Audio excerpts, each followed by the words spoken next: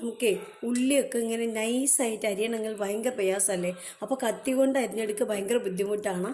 അപ്പോൾ ഞാൻ നിങ്ങൾക്ക് ഈസി ആയിട്ട് എങ്ങനെയാണ് ഉള്ളി ഇങ്ങനെ നൈസിൽ അരിഞ്ഞെടുക്കാൻ പറ്റുക എന്നുള്ളത് ഒരു ടിപ്പാണ് കേട്ടോ ഒന്ന് പറയാൻ പോണത്. ഇതുണ്ട് ഉരുളക്കിഴങ്ങൊക്കെ അരിയുന്ന അതുപോലത്തെ ചോപ്പർ ഉണ്ടാവില്ലേ, ചോപ്പർ ഉള്ളവർക്ക് ഇത് ഉപയോഗിച്ചിട്ട് ഈസി ആയിട്ട് അരിയാൻ പറ്റും. എത്ര വേണമെങ്കിലും നൈസായിട്ട് അരിഞ്ഞെടുക്കാൻ പറ്റും. ഈ ചോപ്പർ വെച്ചിട്ട് ഇതാ ഉള്ളിനെ നമ്മൾ കഴുകിയിട്ട് വന്ന് ഇതുപോലെ പകുതിയാക്കി കട്ട് ചെയ്ത് വെക്കുക.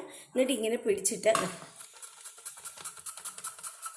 അത് ഭയങ്കര സ്പീഡിലാക്കരുത്. എന്താ വെച്ചാൽ ചിലപ്പോൾ എക്സ്പീരിയൻസ് ഇല്ലാത്തവർക്ക് കൈ മുറിഞ്ഞു പോകും. അപ്പം ഇങ്ങനെ ചെയ്ത് നോക്കൂ, ഭയങ്കര ഈസി ആയിട്ട് നിറയെ ഉള്ളി നമുക്ക് അരിഞ്ഞെടുക്കാം. ഉള്ളി ഇതാ ഇങ്ങനെ തന്നെ പിടിക്കണേ, മുറിച്ചിട്ട് ഇങ്ങനെ തന്നെ പിടിച്ചരിയണം കേട്ടോ. ഇതാട്ടോ എല്ലാവരും ഇങ്ങനെ ചെയ്ത് നോക്കണേ. ഇതുപോലത്തെ നിങ്ങളുടെ വീട്ടിലുണ്ട് ചില ഇതുപോലത്തെ ചോപ്പർ ഉണ്ട്, അതുകൊണ്ട് ചെയ്ത് നോക്കണേ. ഈസിയാണ്, എല്ലാവരും ചെയ്ത് നോക്കണം.